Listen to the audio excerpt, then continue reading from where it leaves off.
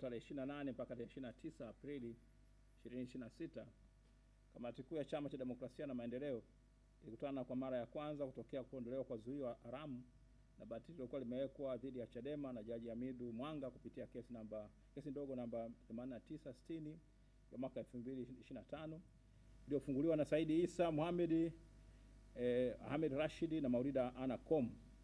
Wakati ikiendelea na kikao chake mnamo tarehe 28 ya mwezi wa 4 2026, kamati kuu ilipokea taarifa ya kufariki kwa Maulida Ana Kom na hivyo kuifanya kesi hiyo kubakia na walalamikaji wawili. Zuio hilo haramu ilisababisha Chadema kushindwa kufanya kazi kwa siku 309 hadi ilipoondolewa na mahakama ya rufaa kupitia kesi za mapitio namba 1, namba 2, namba 3 na 4 za mwaka 2026. Zuio hilo liliwekwa kwa makusudi kabisa ili kuzuia Chadema isifanye shughuli za kisiasa katika mwaka wa uchaguzi kuu, na huu ulikuwa ni mkakati uliosukwa na kutekelezwa kwa ushirikiano mkubwa wa hao walioitwa walalamikaji, ofisi ya msajili wa vyama vya siasa na mahakama. Ni aibu na fedheha kubwa kuwa hata baada ya zuio hilo haramu kutolewa mnamo tarehe 14 Julai 2025, naibu msajili wa mahakama kuu masjala ndogo ya Dar es Salaam aliandika barua yenye kumbukumbu namba shauri dogo namba 8960/2025 ikionyesha kuwa amri hiyo iliwagusa na kuwabana viongozi na wanachama wote wa Chadema, kitu ambacho kwa kweli hakikuwa kweli. Matokeo yake, mamilioni ya Watanzania ambao ni wanachama, wafuasi na wapenzi wa Chadema, ambacho ni chama kikuu cha siasa nchini, walinyimwa haki ya kufanya siasa ambayo ni haki yao ya katiba inayohakikishwa kwa mujibu wa ibara ya 20, 21, 29(1) mpaka 29(1) na 2 na 5 za katiba ya Jamhuri ya Muungano wa Tanzania. Kwa hiyo ni ibara ya 29 ibara ndogo ya kwanza na ya pili pamoja na ile ya ibara ndogo ya 5 ya katiba ya Jamhuri ya Muungano ya Tanzania. Kabla ya hapo, mnamo tarehe 9 Aprili 2025, mwenyekiti wa chama ndugu Tundu Antipas Mugwai Lissu alikamatwa huko Mbinga, Ruvuma, na siku iliyofuata tarehe 10 mwezi wa Aprili 2025 alifunguliwa kesi 2 za jinai, ikiwa ni pamoja na kesi kubwa kushinda zote katika nchi yetu ya uhaini. Hadi kamati kuu inakutana, ndugu Lissu amekuwa nguvuni katika gereza kuu la Ukonga kwa mwaka mmoja na siku 22. Kamati kuu inasema kuwa kitendo cha tume ya Chande kutaja vyanzo vya matukio ya Oktoba 2025 kuwa ni madai ya muda mrefu ya katiba mpya na mifumo mibovu ya demokrasia, yani ule uchaguzi, ukosefu wa ajira, utekaji na utendaji usioridhisha wa taasisi za umma, na baada ya kutaja vyanzo hivyo ikaachana navyo na ikajikita kuongelea vile ilivyoviita vichocheo, ni ushahidi wa kukosa kabisa umakini, kwani vyanzo hivyo ndivyo msingi mkuu wa madai ya wananchi kwa zaidi ya miaka 34, na ulipofika muda wa uchaguzi viligeuka kuwa vichocheo kwa wananchi. Wale ambao walipuuza madai hayo kwa kila aina ya mbinu katika kipindi chote hicho ndio waliosababisha madhara yaliyotokea. Kamati kuu inaona kuwa vichocheo halisi vya migogoro vilikuwa ni kasoro za msingi katika mfumo wa uchaguzi, zikiwemo madai ya uporaji wa kura, ukosefu wa uwazi katika usimamizi wa uchaguzi, pamoja na matumizi ya nguvu kupita kiasi ya vyombo vya dola dhidi ya wananchi waliokuwa wakidai haki zao kwa amani. Katika mazingira haya, kauli za kisiasa zilikuwa ni dalili za tatizo, si chanzo chake. Kamati kuu inasema kuwa sababu kuu ya mauaji makubwa katika historia ya Tanzania ni serikali ya mabavu na haramu ya Samia Suluhu Hassan na Chama cha Mapinduzi. Samia na CCM walikataa kwa makusudi, wakiwa wamejaa ghiriba, kejeli, dharau na ulevi wa madaraka, kukubali kufanywa kwa mabadiliko muhimu katika katiba ya Jamhuri ya Muungano ya Tanzania na sheria zote zinazohusu uchaguzi ili kuhakikisha kuwa nchi yetu inafanya uchaguzi zilizo huru na haki. Chadema inasema ilikutana na Samia Suluhu Hassan tarehe 22 Mei 2022 na kumweleza kasoro kubwa katika mfumo mzima wa uchaguzi wa nchi yetu, na hii ni kutokana na chaguzi haramu za mwaka 2019 na 2020 ambapo Tume ya Taifa ya Uchaguzi na TAMISEMI ziliwaengua wagombea karibu wote wa upinzani. Chadema ilimweleza kwa uwazi kabisa kuwa katika uchaguzi wa mkuu wa mwaka 2020 wagombea wengi wa vyama vya mashindani ikiwemo Chadema walienguliwa na Tume ya Taifa ya Uchaguzi, polisi na usalama wa taifa, na huku polisi na usalama walienguliwa na Tume ya Taifa ya Uchaguzi. Polisi na usalama wa taifa walishirikiana na CCM kupora uchaguzi. Wakati wa majadiliano hayo, Samia Suluhu Hassan aliyeingia madarakani kwa mujibu wa katiba baada ya kifo cha John Pombe Magufuli aliagiza iundwe kamati ya watu 10 kutoka CCM na Chadema ili wajadiliane na kutoa mapendekezo ya kina ambayo yatafanyiwa kazi. Chadema ilitekeleza wajibu wake na kuwasilisha kwa kina uchambuzi makini wa mabadiliko ya katiba na sheria za uchaguzi ili kuwa na uchaguzi huru na wa haki. Lakini CCM na serikali yake walikataa mapendekezo hayo na kusema mabadiliko yasubiri uchaguzi wa mwaka 2025. Badala yake serikali na Samia wakapeleka miswada ya sheria za uchaguzi na kuleta mabadiliko ya urembo ambayo nisema ni cosmetic, ikiwa ni pamoja na kubadilisha jina la Tume ya Taifa ya Uchaguzi na kuiita eti Tume Huru ya Taifa ya Uchaguzi. Ajabu yake, wajumbe wa tume hiyo isiyo huru na isiyofuata wala kuzingatia haki, usawa na ukweli, wakiongozwa na Jacobus Mwambegele na Mbaruku Salim Mbaruku na wajumbe wengine akiwemo aliyewahi kuwa katibu mwenezi wa CCM Omari Ramadhani Mapuri, wao walikuwa hawaguswi na matakwa ya sheria hiyo juu ya uteuzi wao, kwani sheria hiyo ilisema wataendelea kutumikia nyadhifa zao hadi pale muda wao utakapofikia mwisho. Mnamo mwaka 2024 Novemba, CCM na Samia Suluhu Hassan wakiwa wamejaa kiburi na jeuri kubwa, waliendesha uchaguzi wa serikali za mitaa kama ambavyo walifanya mwaka 2019 na waliwaingua karibu 90% ya wagombea wa vyama vya ushindani ikiwemo Chadema. CCM kupitia TAMISEMI iliyokuwa ikiongozwa na Mohamed Mchengerwa ambaye ni mkwe wa Samia Suluhu Hassan ilijitangazia ushindi wa 99.1%. Ikumbukwe kuwa kwa muda wote tokea mwaka 92 hadi mwaka 2025 serikali ya CCM imekuwa ikikwepa kufanyika kwa mabadiliko ya katiba na sheria za uchaguzi kama ambavyo ilipendekezwa na tume ya Jaji Francis Nyarari, tume ya Jaji Robert Kisanga na tume ya Jaji Joseph Sinde Warioba. Tume hizi zote tatu zilichambua kwa makini katiba ya Jamhuri ya Muungano ya Tanzania na sheria za uchaguzi pamoja na za vyombo vya ulinzi na usalama na kupendekeza mabadiliko ambayo yatahakikisha kuwa Tanzania inauishi na kuufuata kwa dhati mfumo wa demokrasia ya vyama vingi. Serikali zote za CCM za kuanzia wakati huo zimekataa kwa visingizio mbalimbali na kikubwa zaidi ikiwa ni ufupi wa muda kuelekea uchaguzi mkuu. Ukweli ni kuwa CCM haijawahi kukubali mfumo huu wa vyama vingi kwa dhati na imekuwa ikifanya kila aina ya udanganyifu na upotoshaji wenye lengo la kukataa kufanywa kwa mabadiliko ya kweli ya katiba ya nchi yetu na sheria zake za uchaguzi ili kuwa na uchaguzi huru na wa haki. Watanzania wakumbuke kuwa mnamo Septemba 7, 2017 ndugu Tundu Antipas Mugwai Lissu alikuwa mnadhimu wa kambi ya upinzani bungeni. Alipigwa risasi 16 mwilini mwake na kulazimika kukimbizwa hospitali kuu ya Dodoma, hospitali ya Nairobi, Kenya na baadaye hospitali ya Ruven kule Ubelgiji. Hadi leo hii serikali ya CCM imekataa kufanya uchunguzi huru wa wale waliohusika na unyama huo pamoja na vitendo vyote vinavyokiuka kabisa ibara ya 14 ya katiba ya Jamhuri ya Muungano ya Tanzania. Pale serikali inapokataa kufanya uchunguzi dhidi ya tishio la uhai wa mtu, inakuwa imekiuka msingi mkuu wa watu kukaa katika nchi moja, ile inaitwa social compact. Inamaanisha serikali inaona uhai wa watu fulani ni bora zaidi kuliko wa wengine na kuwa uhai wa wale wanaoikosoa si wa muhimu. Namo mwaka 2018 na 2019 kauli za ajabu na za kutisha zilitolewa na aliyekuwa katibu mkuu wa CCM Dr. Bashiru Ali na Rais John Pombe Magufuli. Bashiru Ali alinukuliwa na akisema kuwa CCM itatumia dola kubakia na dola, kwani haipo tayari kugeuka kama vyama vya KANU ya Kenya na UNIP ya Zambia ambavyo vilipoteza madaraka na kushindwa na vyama vya upinzani. Aidha, kati ya mwaka 2018 na 2019 Rais Magufuli aliwaambia wakurugenzi wa wilaya ambao pia ni wasimamizi wa uchaguzi kuwa watakao mtangaza mpinzani kuwa ameshinda wataenguliwa. Kana kwamba haitoshi, makada mbalimbali wa CCM na wakuu wa wilaya wajitokeza hadharani na kutoa kauli zinazothibitisha mikakati na mipango ya matendo maovu ya kuvuruga uchaguzi, kuwateka na kuwaua wapinzani yanayofanywa na CCM. Kule Ngara, mwenyekiti wa UCCM mkoa wa Kagera mwaka 2023 alinukuliwa akisema, jeshi la polisi tukiwapoteza wanaomtukana rais msiwatafute.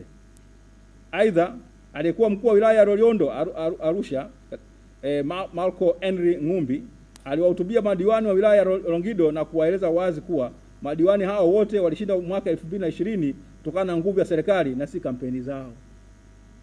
Vivyo hivyo, Nape Nnauye ambaye mwaka 2014 alisikika akiwa mwaka 2024 alisikika akiwa Bukoba kuwa kuna namna nyingi za kushinda uchaguzi kwa njia halali na njia haramu, na kwa ukitumia njia haramu baadaye unaenda unatubu. Kule Arusha kiongozi mmoja wa CCM alisikika akinazi katika mkutano wa CCM mkoa wa Arusha kwa yeye ndiye alikuwa kiongozi wa chinja dhidi ya wapinzani. Aidha, Albert Chalamila mkuu wa mkoa haramu wa mkoa wa Dar es Salaam alinukuliwa akisema hivi, naomba kunukuu: nimesoma kwenye mitandao wapo vijana wenzetu makada wa vyama vya siasa wanaosema tarehe 29 mwezi wa 10 siku ya uchaguzi wataandamana, watafanya fujo. Wengine wamesema wataenda kuchoma sijui vituo vya mafuta. Mimi naomba niwaeleze ukweli ndugu zangu wana Kongoe, kwa mji wenu wa Dar es Salaam uko salama kabisa. Uko salama sana. Wala msije mkaogopa kitu chochote. Hata kama wewe ndio unayetaka kufanya hivyo, hata wewe wala usiogope. Wewe kama unataka kufanya wala usiogope. Wala mtu asikutishe kwamba bwana wewe hacha wale wewe nenda tu ukajaribu kile unataka kufanya na kuthibitishia yaani kabla hujapeleka mguu wako mbele lazima utakuwa umesali sala baba yetu mara 5, kwa sababu hii mambo ya mizaa tumekwisha kuchekeana sana. Mwisho wa kunukuu. Si hapo tu, mara baada ya kuchaguliwa kuwa makamu mwenyekiti wa CCM, Steven Wasira amenukuliwa akisema kuwa CCM itatawala milele hadi Yesu atakaporudi. Kauli hizo pamoja na kauli za kutisha zilizotolewa na wagombea wa CCM ikiwemo Samia Suluhu Hassan aliyesikika mwaka 2020 akisema kuwa askari wao hawakosei shabaha, wakilenga risasi moja haimkosi mtu. Na baadaye alipokuwa kiongozi wa serikali alisema kuwa eti kila mtu ale kwa urefu wa kamba yake, ila wao wanakula mpaka wanavimbiwa. Hiyo haikutosha. Ikaja kashfa ya kugawa bandari za nchi yetu kwa DP World, kampeni ya kuhamisha Wamasai kwa nguvu kutoka Loliondo na Ngorongoro. Wakati wa kampeni za mwaka 2025, Samia na CCM waliendesha kampeni zilizojaa rushwa ya wazi ikiwa ni pamoja na ugawaji wa pikipiki na baskeli zilizoandikwa SSH na za majina ya wagombea wa ubunge na udiwani wa CCM. Na alisikika akisema kuwa tumejipanga vyema kuilinda nchi hii. Kwa hiyo hakutakuwa na nyinyi wala nyunyunyu. Naomba watu tokeni, amshaneni mkapige kura. Lakini tarehe 22 mwezi wa 10 2025 pale Leaders Club Dar es Salaam alisema kuwa nataka niwaambie maandamano yatakayo kuwepo ni ya watu kwenda vituoni kupiga kura. Hakuna maandamano mengine. Hakuna tishio la usalama litakalo kuwepo. Anayesema hivyo ni amiri jeshi mkuu. Hii inaendana na kauli yake aliyotoa mwezi Januari mwaka 2022 Januari mwaka 2024 alipokuwa akihutubia mkutano wa 7 wa mkuu wa majeshi wa jeshi la wananchi wa Tanzania na makamanda ule mwaka 2024 ambapo alisema tuko wengi, ni uchaguzi unaoshirikisha vyama vingi vyenye nia tofauti, hatuone kama kila kitu kitaenda kama kilivyopangwa. Kwa hiyo ni vema mkajiweka tayari kwa chochote kile kitakachojitokeza. Mwisho wa kunukuu. Ni katika mkutano huu kamati kuu ya Chadema ilijadili hotuba ya mwenyekiti wa ile iliyoitwa Tume ya Rais ya kuchunguza matukio ya ghasia na uvunjifu wa amani yaliyotokea wakati na baada ya uchaguzi mkuu wa Oktoba 2025. Aliyewasilisha mnamo tarehe 23 Aprili 2026 kwa Samia Suluhu Hassan ambaye ni mtawala wa mababu asiyechaguliwa na wananchi wa Tanzania.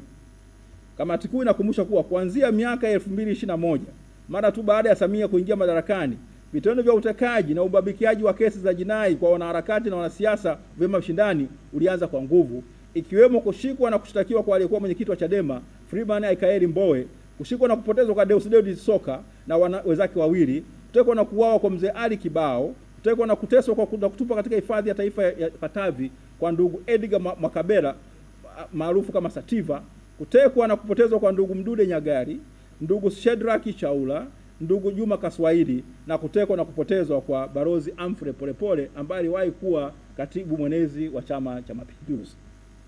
Matendo hayo machafu yalifanywa hata kuelekea siku ya kimataifa ya vijana Agosti 12, 2024 ambayo Chadema ilipanga kuyaadhimisha mkoani Mbeya. Siku moja kabla ya siku hiyo, viongozi wa Chadema walivamiwa, kupigwa na kuumizwa vibaya na kuondolewa mkoani Mbeya kwa nguvu. Hapakuwa na hata kosa walioambiwa kufanya, ila kisingizio kisichokwisha cha taarifa za kiintelijensia.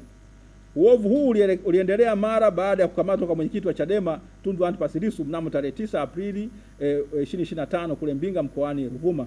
Jeshi la polisi na kwa kushirikiana na uongozi wa mahakama ya hakimu mkazi Kisutu bila sababu yoyote ile ya msingi ila kwa lengo la kufanya uovu mkubwa, kuanzia tarehe 24 Aprili 25 waliozuia wananchi kuhudhuria kesi ya ndugu Lissu na wakataka kuendesha kesi zake mbili za jinai kwa njia ya mtandao. Wanachama na viongozi wa Chadema waliofika mahakamani hapo walishikwa na kupigwa na kuumizwa vibaya sana, na wengine walifanywa matendo ya udhalilishaji wa kingono. Aidha, wanaharakati kutoka Kenya na Uganda, Boniface Mwangi na Agatha Atuwaire, walichukuliwa kutoka vyumbani mwao katika hosteli ya Serena Dar es Salaam na kupelekwa kituo cha kati au kikuu cha Dar es Salaam, na baadaye walifanywa matendo ya kinyama ikiwa pamoja na kulawitiwa na kuingiliwa kinyume cha maumbile na baadaye kutupwa mipakani mwa nchi zao na Tanzania. Kwa kutimiza nia yao ovu, mnamo tarehe 12 Aprili 2025, mkurugenzi wa uchaguzi wa ile itwayo Tume Huru ya Taifa ya Uchaguzi, Khairima Ramadhani, alitangaza kuwa Chadema haitashiriki katika uchaguzi mkuu wa 2025 kwa vile haikusaini fomu za kanuni za maadili ya uchaguzi ambazo tume hiyo ilitaka zisainiwe na vyama vyote tarehe hiyo, licha ya ukweli kuwa kanuni hizo zilikuwa zinaanza kutumika siku moja kabla ya tarehe ya uteuzi wa wagombea ambayo ilikuwa ni mara baada ya kuvunjwa kwa bunge mwezi wa 8 2025. Kamati kuu imetilia maanani na inapenda kuwakumbusha Watanzania kuwa mnamo tarehe 30 Aprili 2025 Padri Dr. Charles Kitima, katibu mtendaji wa Baraza la Maaskofu Katoliki Tanzania, alivamiwa na kupigwa na kuumizwa vibaya sana akiwa ameenda uani katika ofisi za Baraza la Maaskofu Katoliki Teki kule Kurasini, Dar es Salaam. Polisi bila haya wala soni wakasema kuwa alikuwa amepata kinywaji. Hadi leo hii haujachunguza uharamia huo na nani alimpiga au kumfanyia matendo hayo machafu. Mambo yaliishia hapo. Si hapo tu, mnamo mwezi Septemba 2025 Padri Jordan Kibiki wa Jimbo Katoliki Mafinga alitekwa na baadaye jeshi la polisi lilisema kuwa alijiteka kwa kuwa alikuwa na madeni. Ukweli ni kuwa alitekwa na kufanyiwa vitendo vya kinyama sana na baadaye kutupwa Mbalizi Mbeya ambako eti ndipo alipokutwa. Aidha, Padri Camillus Nikata alitekwa na kuteswa vibaya sana katika mkoa wa Ruvuma. Alipatikana kwa jitihada kubwa sana za kanisa Katoliki jimbo la Songea, Teki na Wasamaria Wema. Lakini jeshi la polisi alikuona shida kusema kuwa lilipomhoji alikuwa alikabiliwa na msongo wa mawazo na madeni. Aidha, mtawa mtarajiwa kandidati Vestina Shikawa naye alitekwa na kufanyiwa udhalilishaji kule Mwanza, na hadi hivi sasa hakuna uchunguzi wote ulifanywa zaidi ya kukejeliwa na jeshi la polisi. Hayo yote hayakutosha, kwani mnamo tarehe 2 Juni 2025 msajili wa vyama vya hiari na kiraia katika Wizara ya Mambo ya Ndani alitangaza kufuta usajili wa Glory of the Christ Tanzania Church maarufu kama Kanisa la Ufufuo na Uzima la Askofu Josephat Gwajima. Askofu Gwajima alikuwa mbunge wa jimbo la Kawe kwa tiketi ya CCM. Alikuwa ametoa hotuba kama raia akipinga utekwaji na upotezaji wa watu. Badala ya kupongezwa kwa kupinga vitendo hivyo, kanisa lake lilifungiwa na jitihada za kupata utatuzi mahakamani zilikwama, kwani kesi yake ilifanywa kila aina ya danadana ili kumkomoa yeye na waamini wake. Tarehe 5 Agosti 2025, Ruaga Joelson Mpina aliyekuwa mbunge wa CCM Kisesa aliyehamia ACT Wazalendo na kupendekezwa na chama hicho kuwa mgombea wake wa urais, aliwekewa kila aina ya vikwazo na licha kushinda kesi mahakama kuu bado alizuiwa kushiriki na tume hiyo isiyo huru ya uchaguzi kutokana na pingamizi la mwanasheria mkuu ambaye ni mteule wa Samia Suluhu Hassan. Alipokwenda mahakama kuu tena jitihada zake zikagonga mwamba na alipokata rufaa kabla ya uchaguzi huo, hadi leo hii rufaa yake haijapangiwa wala kusikizwa na mahakama ya rufaa. Aidha, kamati kuu inasema uovu huu uliendana sambamba na kuiwekea zuio Chadema mnamo Juni 10, 2025 ndipo Chadema ikafungiwa na kunyimwa haki yake ya kufanya siasa. Licha uharamu wa amri hiyo, viongozi na wanachama wa Chadema waliitii na kusitisha shughuli zao zote za kisiasa na kuelekeza nguvu zao katika kesi hizo mbili, kesi na kesi ya mwenyekiti Tundu Lissu. Hii haikuzuia jeshi la polisi mnamo tarehe 22 Oktoba 2025 kumkamata na kumshikilia makamu mwenyekiti wa Chadema Tanzania Bara, Mheshimiwa ndugu John Heche kwa siku 21. Hii iliendana na kuwashika na kuweka mahabusu na viongozi na wafuasi wengi wa Chadema katika sehemu mbalimbali za Tanzania. Kamati kuu inasema mlolongo huu wa vitendo hivyo haramu vilivyotajwa hapo juu ambavyo vilitekelezwa na CCM chini ya John Pombe Magufuli na Samia Suluhu Hassan unaonyesha wazi kuwa mtu mwenye akili nzuri na timamu kuwa tatizo hapa ni Samia Suluhu Hassan, CCM, polisi, Tume ya Taifa ya Uchaguzi, mahakama, msajili wa vyama vya siasa, TAKUKURU, uhamiaji, Jeshi la Wananchi wa Tanzania na vyombo vya habari huru na binafsi ambavyo viliamua kushirikiana kuhakikisha kuwa Samia na CCM wanabakia madarakani kwa namna yote ile. Matendo haya yote maovu ya CCM na Samia yasingeweza kuachwa na tume makini na yenye uweledi na yenye nia ya dhati ya kufahamu chanzo cha kweli cha mauaji hayo haramu ya kabla, mnamo na baada ya tarehe 29 Oktoba 2025 kuwa ndiyo chanzo kikuu cha maandamano ya vijana hao wazalendo. Kamati kuu inasisitiza kuwa pale haki za kidemokrasia na njia zote za kujieleza na kutetea haki za mtu zinapofungwa, kunasababisha watu kutokuwa na njia nyingine bali kuingia barabarani na kueleza hisia zao na chuki zao, kudai vile vile na kudai mabadiliko ya kweli. Kufanywa hivyo hakuwezi kamwe kwa sababu ya wao kuuawa na kujeruhiwa kinyama kama ambavyo ilifanywa katika siku hizo mbaya na za majonzi makuu katika nchi yetu. Kugeuza uchaguzi kuwa mchezo wa kuviziana nani ni mjanja ni kitu hatari kabisa. Hakuna anayestahili kuongoza nchi yetu kwa njia nyingine yote ile isipokuwa kwa kuchaguliwa na wananchi katika uchaguzi ule huru na wa haki. Lakini hapa Tanzania haki hiyo haipo. Uchaguzi ni kitu kitakatifu. Mtu yeyote anayetoa madaraka kwa uongo, kwa kejeli, kwa mabavu anatenda uhaini. Kwa kipindi chote tangu nchi yetu ilipoingia katika mfumo wa vyama vingi, sehemu imekuwa ikipora chaguzi na kutumia mabavu kubakia madarakani. Wananchi wamechoka na hawako tayari kuvumilia uporwaji na utoaji wa madaraka unaofanywa na genge la watu wachache ambao wamekula yamini ya kubakia madarakani kwa kila mbinu, huku wakisigina na kuinajisi haki ya msingi katika nchi yetu ambaye ni jamhuri, kuwa mamlaka yote hutoka kwa wananchi na kuwa viongozi wa serikali watawajibika kwa wananchi. Kamati kuu inasema kuwa kuwataka wananchi waheshimu sheria za nchi, wakati huo genge la watu wachache kupitia CCM na kiongozi wao Samia Suluhu Hassan wakisigina haki zao ni kuwageuza wao kuwa ni mandondocha. Wananchi wana haki ya kukasirika na kuonyesha hasira zao dhidi ya uovu wote ule unaofanywa na serikali na genge la watu wasioheshimu demokrasia. Pale mfumo wa uchaguzi na utumishi wa umma unapoharibika, ni jukumu la wananchi kunyanyuka na kukomesha ukiukwaji huo. Vijana na wote waliouawa mnamo tarehe 29 Oktoba 2025 na wale waliotekwa, kuteswa na kuuawa kabla na baada ya tarehe hiyo ni mashujaa wa taifa letu na Chadema inawatangaza hivyo. Siku hiyo ya tarehe 29 Oktoba, Kamishna Mkuu wa Polisi Camillus Wambura alitangaza amri ya zuio kutotoka nje kwa wakazi wa Dar es Salaam kuanzia saa 12 jioni. Zuio hilo lilitekelezwa katika maeneo mbalimbali ya nchi yetu na liondolewa pale Samia Suluhu Hassan alipotimiza nia yake ya kutoa madaraka kwa nguvu na kuapishwa huko Dodoma. Kamati kuu inatamka kwa kauli moja kuwa agizo hilo la Camillus Wambura lilikuwa batili, haramu na kinyume cha katiba ya Jamhuri ya Muungano ya Tanzania. Ni rais pekee aliyechaguliwa na wananchi ambaye ndiye aliyepewa mamlaka ya kutangaza amri ya hali ya hatari nchini.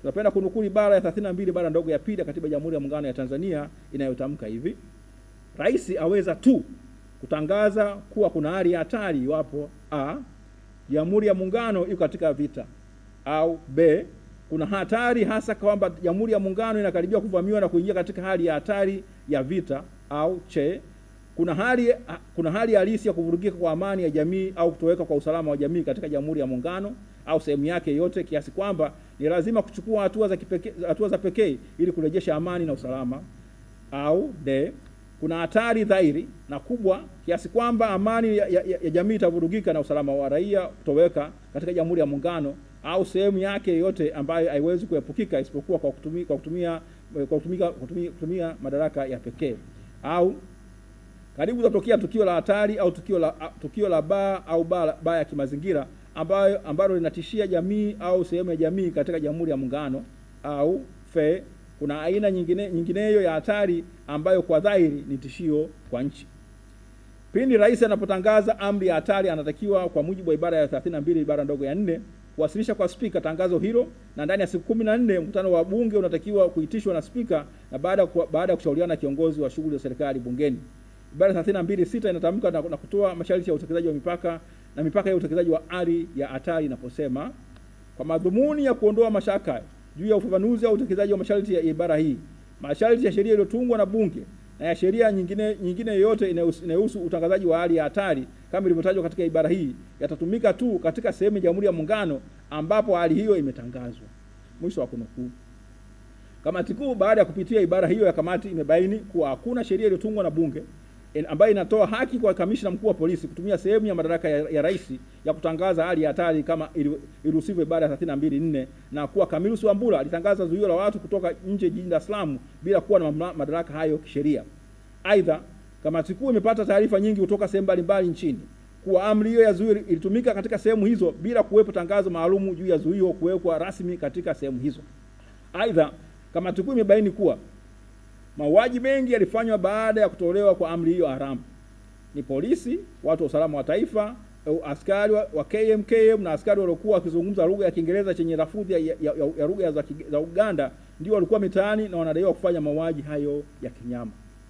Kamati kuu inapenda kukumbusha Watanzania na watu wote kuwa ilipinga na inapinga kwa nguvu zake zote kuanzishwa kwa tume yoyote ile ya uchunguzi wowote ule na Samia Suluhu Hassan na chama chake cha CCM, kwani wao ndio watuhumiwa nambari 1 wa mauaji ya kinyama na kishetani yaliyofanywa katika kabla, mnamo na baada ya tarehe 29 Oktoba 2025. Mara baada ya mauaji hayo na kuapishwa kwa nguvu kwa Samia Suluhu Hassan katika kambi moja ya jeshi mkoani Dodoma mnamo tarehe 3 Novemba 2025, kamati kuu mara baada ya mauaji hayo na kuapishwa kwa nguvu kwa Samia Suluhu Hassan katika kambi moja ya jeshi mkoani Dodoma mnamo tarehe 3 mwezi wa Novemba 2025. Kamati kuu ilipinga wakati ule uamuzi wa Samia wa kusema kuwa ataunda tume hiyo ya uchunguzi. Alipounda, kamati kuu ilitoa tamko la kupinga kuundwa kwa tume hiyo. Tume hiyo ilikuwa imeundwa na mtu ambaye yeye mwenyewe ndiye anatakiwa kuchunguzwa. Aidha, Radhia Umsuya, huyu ni mdogo wake wa damu na Dr. Asharozi Migiro ambaye ni katibu mkuu wa CCM. Bi Stergomena Lawrence Tax, huyu alikuwa waziri wa ulinzi na jeshi la kujenga taifa kuanzia katika utawala wa Samia Suluhu Hassan hadi tarehe 3 Novemba 2025. Mtu kama huyu ambaye wizara yake inatakiwa kuchunguzwa anawezaje kuwa mjumbe wa tume ya uchunguzi? Ikumbuke baada ya tume kuundwa ilipingwa na wahanga na wadau wengi, kwani wengi hawakuiamini na waliona kuwa ni tume ya kuficha ukweli na yenye lengo na nia ovu. Ni kanuni isiyohitaji ubishi kuwa mtu atakiwa kuwa hakimu au muamuzi katika swala linalomhusu yeye mwenyewe. Kwa Kilatini inasemwa nemo judex in causa sua, na kwa Kiingereza no one should be a judge in his or her own cause. Sasa unapokuwa na tume ya aina hiyo, je, unategemea kupata na kujua ukweli? Jibu ni hapana, na ndicho ambacho tume hii haramu ya Jaji Chande imekifanya. Kamati kuu vile imepitia kwa makini sheria ya tume ya uchunguzi na kujiridhisha kuwa Samia Suluhu Hassan hata kwa madaraka ya urais, wawizi na haramu walijipachika kwa mabavu, hana mamlaka ya kuunda tume ya uchunguzi wa masuala ya mauaji na masuala ya uchaguzi, kwani kifungu cha 3 kifungu dogo cha kwanza cha sheria ya tume za uchunguzi na sura namba 32 ya sheria za Tanzania inasema hivi: where the president on his own motion upon advice by the minister or after considering information furnished upon an affidavit of any person is satisfied that it is desirable or necessary or that an inquiry will be for the public welfare, the president may issue a commission appointing one or more commissioners and authorizing those commissioners or any quorum of the commissioners specified in the commission to inquire into any of the following: A, the conduct of any person in the public service of the United Republic. B, the conduct of any local authority. C, the conduct or management of any department of the public service or of institution of the public service or of a local authority. D, massive or repeated evasions of any taxes or any other act subversive of the smooth collection of public revenue. E, allegation of grave irregularities in the public revenue. F, allegation of large-scale trafficking in trophies. G, allegation of conspiracies to damage the natural resources of the United Republic. H, allegations of theft or embezzlement of public property in public corporations. I, serious allegations of occurrences of corruption. Or J, any other matter, the inquiry into which would, in the opinion of the president, be in the public interest. Mwisho wa kunukuu. Usomaji makini wa kifungu hicho unaonyesha wazi kuwa sheria hiyo inahusu uchunguzi wa masuala ya mwenendo wa utumishi wa umma au mwenendo wa halmashauri za miji au wilaya, mwenendo wa idara za utumishi wa umma au taasisi za utumishi wa umma au serikali za mitaa, ukwepaji wa kodi, usafirishaji wa haramu wa nyara za serikali au tuhuma juu ya njama za kuharibu rasilimali na mali asili za Jamhuri ya Muungano, tuhuma ya wizi au utapanyaji au ufisadi wa mali ya umma katika mashirika ya umma, tuhuma kubwa za matukio ya rushwa na uchunguzi wa jambo ambalo rais anadhani linafaa kwa maslahi ya umma. Kamati kuu inasema kwa kuongozwa na kanuni ya Ejus Dem Generis ambayo inasema kuwa pale kunapokuwa na mlolongo wa vitu vilivyoorodheshwa katika kifungu cha sheria, basi kile kifungu cha mwisho cha jumla lazima kisomwe na kuendana na vifungu kama hivyo vilivyotangulia ambavyo ni vifungu mahususi. Mahakama ya Rufaa ya Tanzania itamka hivyo katika kesi nyingi ikiwemo kesi ya Pan African Tanzania Limited dhidi ya against versus the Commissioner of General Tanzania Revenue Authority, which is civil appeal number 172 of 2020 in bracket 2021 TZCA 287 of 9th of July 2021, ambapo ilisema katika ukurasa wa 15 ifuatavyo: This is cemented by a Latin maxim of a Ejus Dem Generis rule, which means of the same kind. The rule requires that where in a statute there are general words following particular specific words, the general words must be confined to things of the same kind as those specifically mentioned. Na ikamnukuu Alvin P. Datar katika kitabu chake cha Kanga and Pakvar, The Law and Practice of Income Tax, ambaye anasema, naomba kunukuu, the rule of Ejus Dem Generis is intended to be applied where general words have been used following particular or specific words of the same nature. The rule of Ejus Dem Generis applies, 1, when the statute contains an enumeration of specific words. 2, the subject of enumeration construes a class or category. That class or category is not exhausted by the enumeration. 4, the general terms following enumeration. And 5, there is no indication of a different legislative intent. It serves to restrict the meaning of the general words to things or matters of the same genus or as the preceding particular words. For the invocation of the rule, there must be one distinct genus or category. The specific words must apply not to different objects of a widely varying character, but words that convey things or objects of one class or kind. Thus, the recited meaning has to be given to words of general import only where the context of the whole scheme of legislation requires it. Mwisho wa kunukuu. Tafsiri ya uamuzi wa Mahakama ya Rufaa ni kuwa inazungumzia kwa kanuni ya Ejus Dem Generis inamaanisha vitu vya aina au jamii moja. Ili iweze kutumika ni pale maneno ya jumla yanayafuata yale ambayo ni mahususi. Kwa kukazia maneno au vitu mahususi vilivyoainishwa kwa namba au mtiririko vikifuatwa au maneno ya kipengele cha jumla, basi inatakiwa kisomwe kuwa kinaendana na jamii ya aina ya vitu hivyo mahususi, na kuwa kitu kilichotajwa au kuainishwa akijamalizwa na muainisho huo kwa nambari, na hakuna nia nyingine tofauti ya bunge juu ya muainisho huo.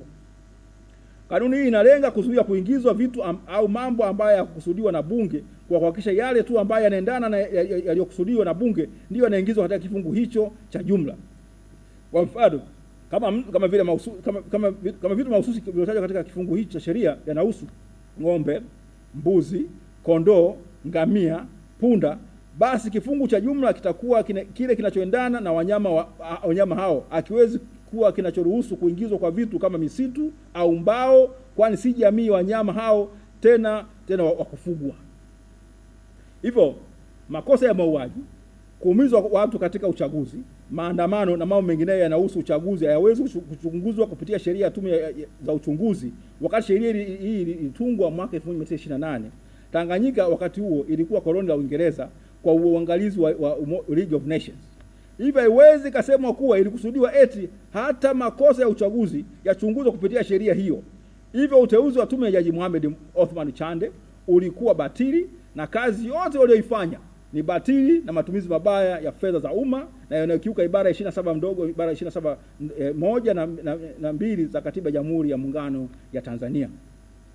Kamati kuu imeamua kuambia Watanzania kuwa kile kilichofanywa na Samia Suluhu Hassan na genge lake inayotawala nchi yetu kwa mabavu kwa kutumia polisi na vyombo vingine vya usalama wa taifa ni batili na ukiukwaji wa wazi kabisa wa ibara ya 8 ya Katiba ya Jamhuri ya Muungano ya Tanzania. Kamati kuu licha kufahamu ubatili wa tume ya Jaji Othman Chande imepitia hotuba ya mwenyekiti huyo na kuiona kuwa ni hotuba yake na wenzake walioamua kuuza utu wao na kufanya kazi ya kuficha na kupotosha ukweli ambao unafahamika kwa kila mtu Tanzania na dunia nzima. Walatini wanasema res ipsa loquitur, na kwa Kiingereza the matter speaks for itself, na kwa Kiingereza jambo linajieleza, na kwa Kiswahili jambo linajieleza lenyewe. Tume hiyo batili ya Jaji Chande imefanya kazi moja tu ya kuficha ukweli, kudogodesha matukio mabaya yaliyofanywa na Samia na jeshi la polisi na vikosi vingine vya usalama, hata wanadaiwa kuwa mamluki kutoka nje ambao walifika na kuua watu kwa maelfu na si mamia inatajwa na tume hiyo haramu na batili. Tume hiyo katika hali ya kushangaza ilidai kufanya kazi ya kutoa amri ya kuchunguzwa kwa maiti kupitia sheria ya uchunguzi wa vifo, the Inquest Act, wakati yenyewe haina mamlaka hayo. Uchunguzi wa vifo visivyoelewekwa hufanywa kwa amri ya mahakama baada ya shauri la uchunguzi kuwa limefunguliwa katika mahakama ya wilaya. Kwanza kwamba tume hiyo ya Chande ambayo iliongozwa na majaji wakuu wawili wastaafu wa nchi yetu ilifanya hivyo, huo ni ushahidi mwingine kwa Watanzania kuwa utawala wa sheria katika nchi yetu umeporomoka na kilichopo sasa ni ubabe tu. Si vyombo, idara na taasisi za serikali zinazofuata na kuheshimu sheria, bali zinafanya kazi kupitia amri za wakubwa walioko serikalini. Hivyo takwimu zote zilizotolewa na Jaji Chande katika hotuba yake ni za kutungwa na ambazo hazitokana na ukweli halisi pamoja na mamlaka ya kisheria. Aidha, uchunguzi uliofanywa wa maiti kwa kupitia maagizo ya tume hiyo ni batili na itabidi ufanywe upya kwa kufuata amri za mahakama za uchunguzi wa vifo, Coroner's Court. Licha ubatili wake wa kisiasa na kimaadili, kamati kuu inabainisha kuwa moja mapungufu makubwa ya msingi ya tume hiyo yapo katika hadithi za rejea ambazo zilijikita katika kutafuta vichochezi vya ghasia badala ya kuchunguza chanzo cha ukiukwaji wa haki za binadamu. Kwa mtazamo wa kisheria na kisiasa, mwelekeo huo ulifanya tume kuanza kazi yake tayari ikiwa na hitimisho la awali kwamba tatizo lilikuwa ni ghasia za wananchi badala ya kujiuliza ni nini kisababisha wananchi kufikia hatua hiyo. Ndani ya muktadha huo, tume ilichagua kuielekeza lawama kwa mbiu za kisiasa za Chadema na vyama vingine, hususan no reforms no election, bila kuzingatia kwamba mbiu hiyo ilikuwa ni mwitikio wa mazingira ya muda mrefu na ya kukosekana kwa haki katika mfumo wa uchaguzi. Kwa tafsiri ya kamati kuu, kauli mbiu hiyo haikuwa chanzo cha ghasia, bali ni matokeo ya kukosekana kwa haki na uwazi katika mchakato wa kidemokrasia, na ilikuwa na lengo la kuhamasisha wananchi kuweza kudai haki yao ya kuweza kupigania mfumo haki na uhuru wa uchaguzi, kitu ambacho sio kosa. Hivyo basi kuziweka au kuweka zile kauli kama kichocheo kikuu cha migogoro ni kupotosha ukweli na kufunika sababu halisi ambazo si kasoro ambazo ni kasoro za kimuundo katika mfumo na michakato yetu ya uchaguzi. Kwa upande wa uhalali wa tume, kamati kuu inaona kuwa kulikuwa na pengo kubwa la kuaminika, credibility gap, na kutokana na namna ilivyoundwa na kuendeshwa, wajumbe wake waliteuliwa na mamlaka ile inayolalamikiwa kuhusika katika matukio ya ukatili, jambo linalozua mgongano wa kimaslahi. Aidha, ucheleweshaji wa utoaji wa ripoti ulikuwa mkakati wa kutengeneza kampeni na simulizi za kuandaa umma kuikubali ripoti ambayo ni batili, huku mazingira ya hofu yaliyotawala yakiwazuia wananchi wengi kutoa ushahidi wao kwa uhuru, hasa ikizingatiwa kuwa vyombo vinavyotuhumiwa ndivyo vilikuwa vikilinda mchakato wa tume. Tume hiyo ilianza kampeni ya kuipigia chapuo kile ilichokiita ripoti, na mwisho kilichotolewa kwa umma ni hotuba. Tume ya mauaji inawezaje kufanya kampeni kwa kutafuta mashehe, wachungaji, maaskofu, wanasiasa, waandishi wa habari ambao hata kabla ya kuiona kusoma ripoti yake wanaamka na kusema kuwa wana imani na tume?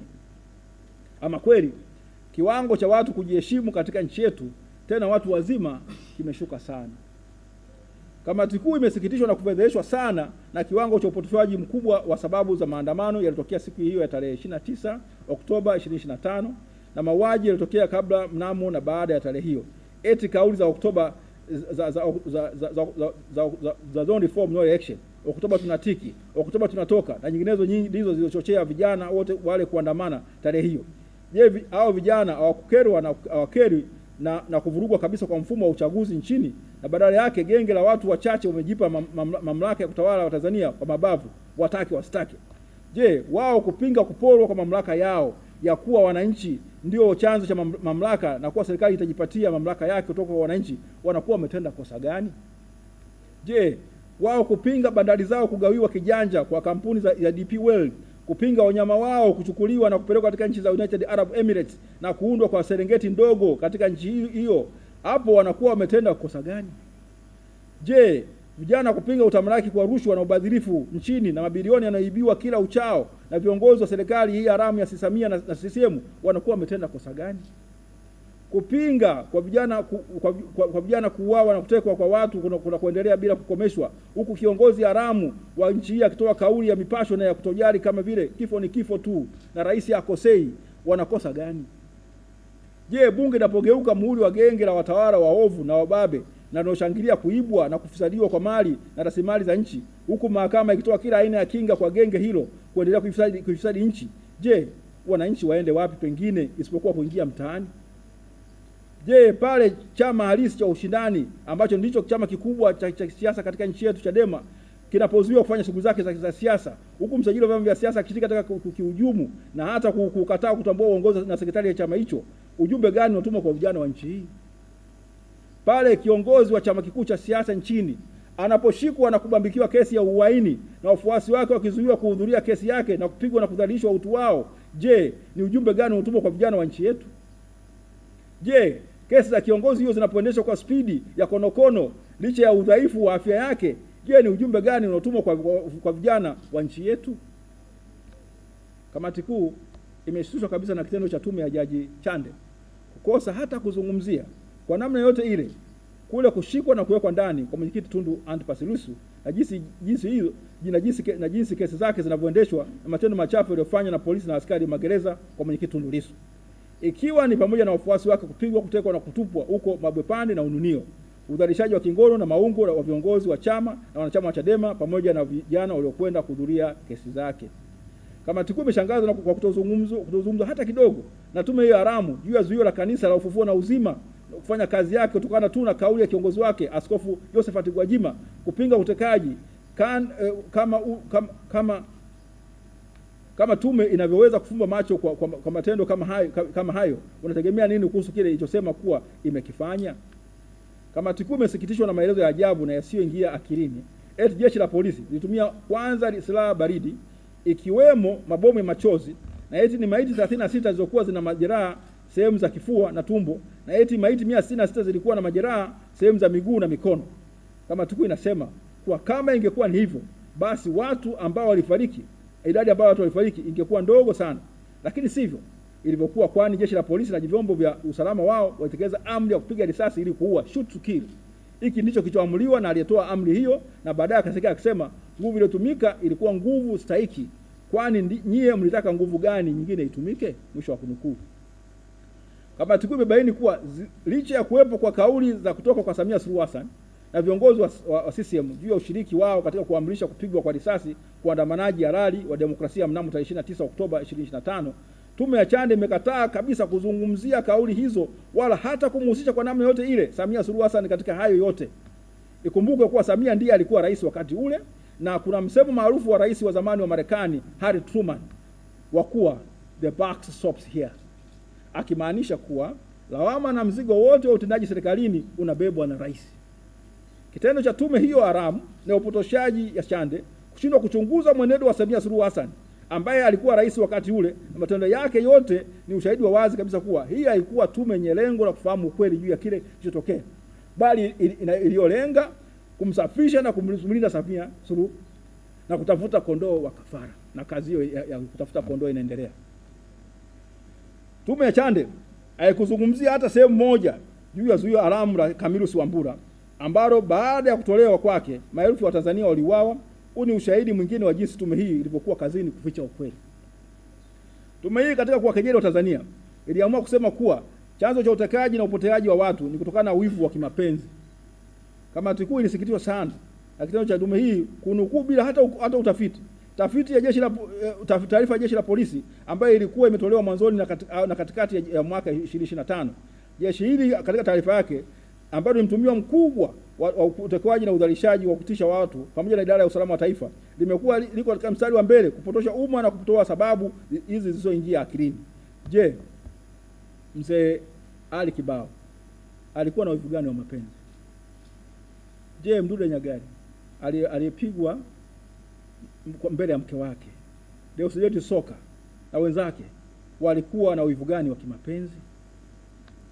Ajabu yake, kamati kuu imeshtushwa na kitendo cha tume hii haramu kukataa hata kutambua kuwa mahakama kuu katika kesi ya Deusdedith Soka na wenzake wawili dhidi ya kamishna jenerali wa polisi ambaye ni Miscellaneous Criminal Application number 23998 ya mwaka 24 iliagiza jeshi la polisi kuchunguzwa upoteaji wa Deusdedith Soka na wenzake. Jaji Dian Sobera alisema, on the 27th August 2024, the respondents, through their arraigned senior state attorney, prayed for time to make inquiry on the whereabouts of the applicants. In that respect, I invoke Rule 12 of the rules and directed the police force, the first, second, third, fourth, and fifth respondents, in particular, to investigate the whereabouts of the applicants through their powers under sections 10 of the Criminal Procedure Act, Cap 20, revised edition 2022, and sections 5, subsection 1 of the Police Force and the Auxiliary Services Act, Cap 332, revised edition 2019, and the Article 14 of the 1977 Constitution of the United Republic of Tanzania, Cap 2, revised edition 2019.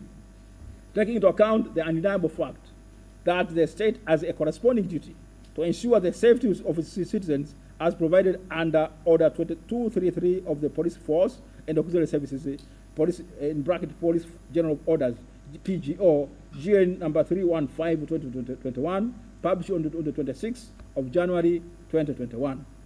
This direction is in line with the Article 2 of the International Convention for the Protection of All Persons from Enforced Disappearance, 2010, which Tanzania is a signatory thereto.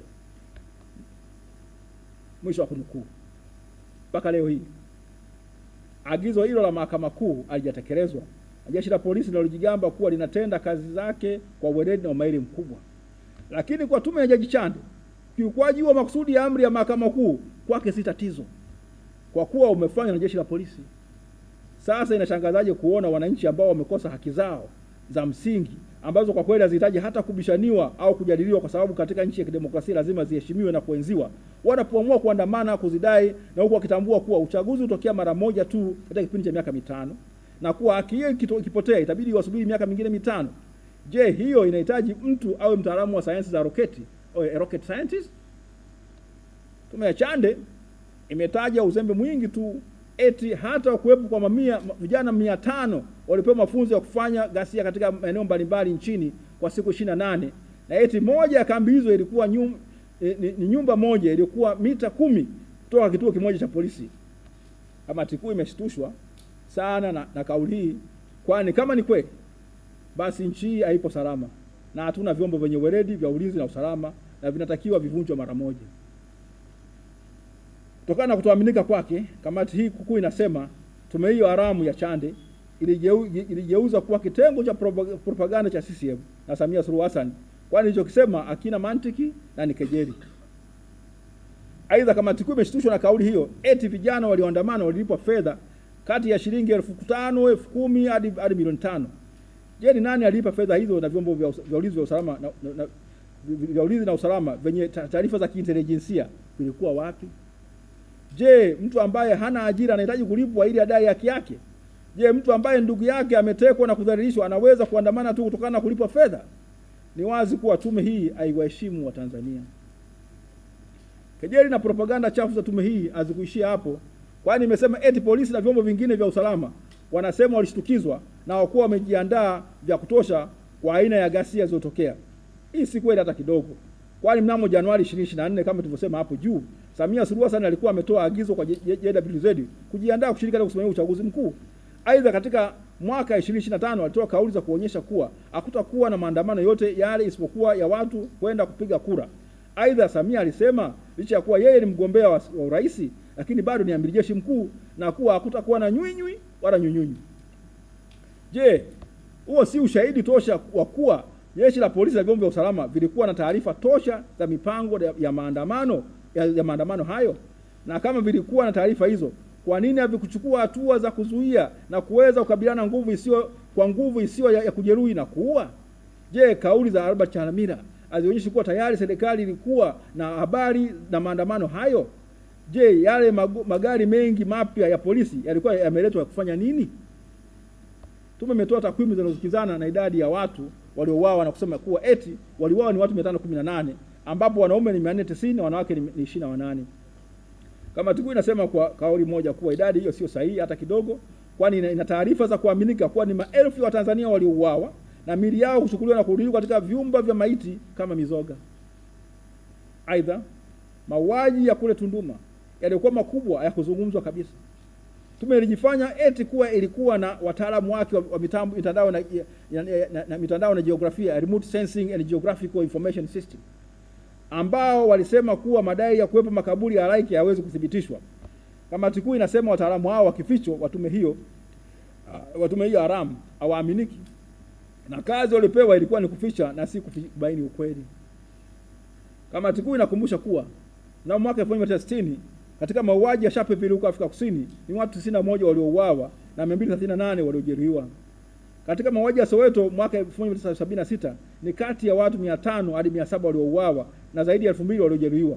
Kamati kuu inasema kuwa hata kwa takwimu zisizoaminika za tume ya Chande, watu 518 waliuawa na 2000 na zaidi waliouawa yanafanya mauaji yaliyofanywa na utawala wa haramu wa Samia kuwa ni mauaji ya kiwango kikubwa cha kushtua dhamira ya mwanadamu, shocking to human conscience. Kamati kuu iliziangalia taarifa za ripoti na makala za habari au documentaries za vyombo vya kimataifa vya habari CNN, Al Jazeera, BBC na Deutsche Welle, na kuziona kuwa zilitoa taarifa za mauaji hayo pamoja na ufichwaji na uzikwaji wa maiti katika makaburi ya halaiki ambazo zinaendana na zile zilizonazo kutoka kwa viongozi na wanachama wake.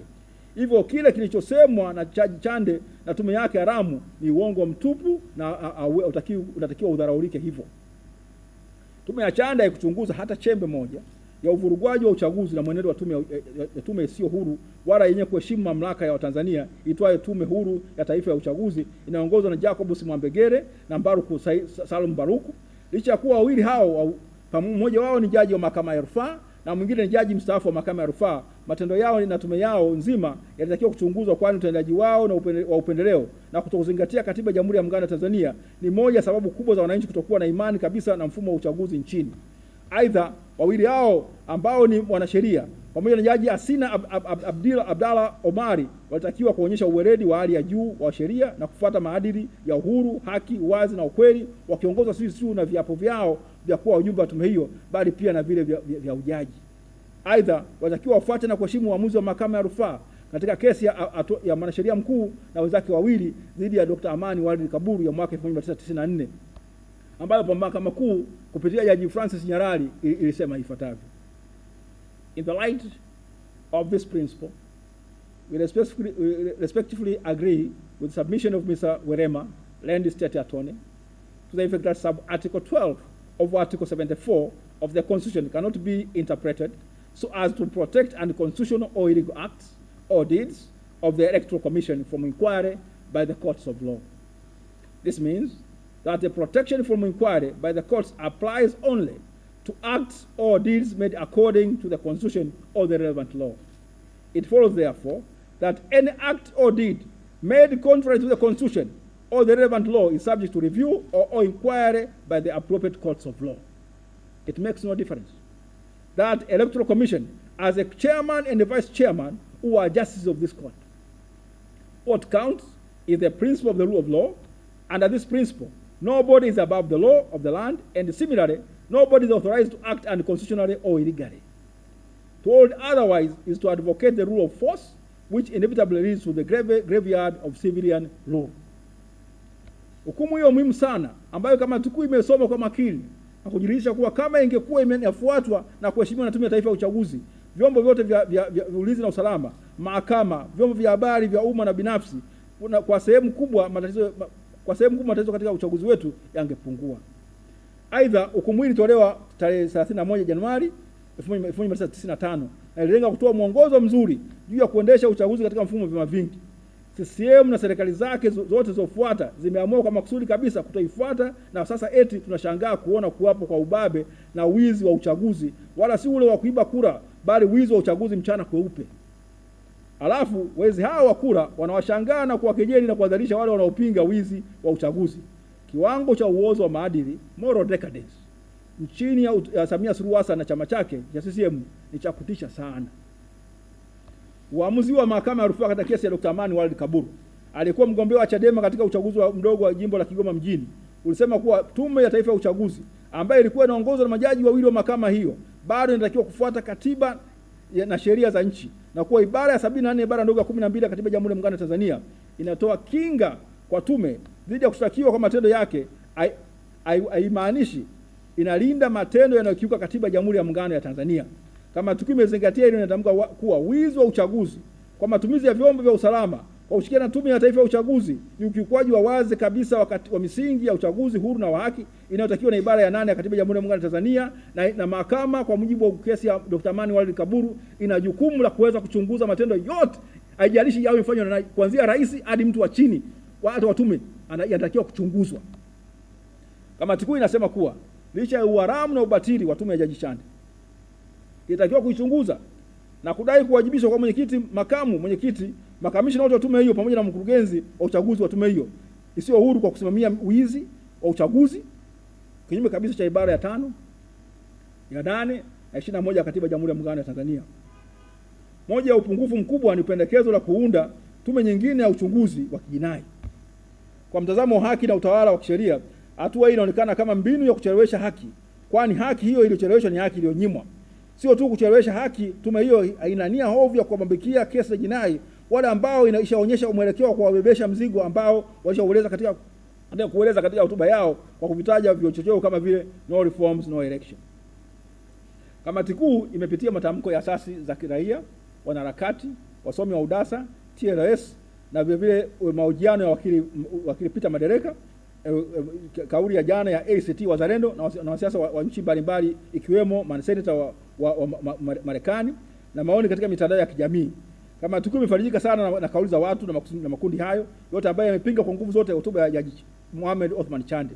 Hivyo basi kamati kuu inadai kwa njia pekee ya kufahamu ukweli ni kuundwa kwa tume ya kimataifa ya uchunguzi yenye sifa ya tume ya kijaji kuweza kuchunguza na kuwabaini wale wote waliotenda maovu yote yaliyotokea kabla, wakati na baada ya Oktoba 29, 2025. Wale watakaokuwa na hatia watafungwa na kutakiwa kuwafidia wale waliojeruhi na kuwaua. Kamati kuu ilifarijika sana kuona kuwa jumuiya ya kimataifa na wanasiasa wa nchi mbalimbali walikataa kuitambua serikali ya haramu na mabavu ya Samia Suluhu Hassan.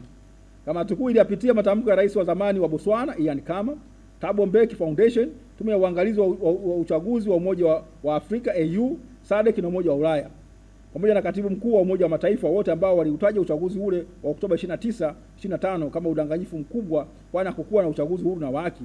Hivyo jumuiya ya waungwana duniani wanajua Tanzania ina serikali haramu na ya kimabavu. Aidha, kamati kuu imeamua kuwatangaza kama mashujaa wa demokrasia ya kweli ya Tanzania wale wote waliojeruhiwa na kuuawa wakati huo wote wakipigania demokrasia.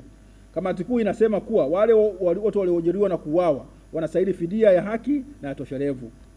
Kamati kuu inadai kurudiwa kwa uchaguzi mkuu ili Watanzania wasiendelee kutawaliwa kimabavu na wauaji ambao wameotoa madaraka wa kutumia polisi na usalama wa taifa. Uchaguzi huo lazima usimamiwe na tume mpya kabisa ya uchaguzi. Kamati kuu inasisitiza kuwa Samia Suluhu Hassan amejiweka madarakani kama rais wa Jamhuri ya Muungano pamoja na serikali yake yote ya kibabe, kwani serikali kiongozi alitoa madaraka kwa mtutu wa bunduki na kwa kumwaga damu ya taifa wa Tanzania, si rais wa Watanzania. Kamati kuu inasisitiza kukumbusha takwa lake la kila siku la siku nyingi la kutungwa kwa katiba mpya mara moja chini ya bunge huru la katiba ambalo litawahusisha majairi wote waliotenda unyama huo mkubwa. Kwa kuwa Tanganyika ilipata uhuru wake kupitia Umoja wa Mataifa uliokuwa umekabidhi Uingereza kuisimamia, lazima Umoja wa Mataifa ushirikishwe kwa karibu sana katika mchakato wa kupata katiba mpya. Kamati kuu inasisitiza kuvunjwa kwa jeshi la polisi kama ambavyo tayari tume ya haki jinai tena ya huyo nyingine ambayo Jaji Chande alisimamia ilipendekeza, lakini mapendekezo yake yalikataliwa na kutekelezwa na Samia Suluhu Hassan.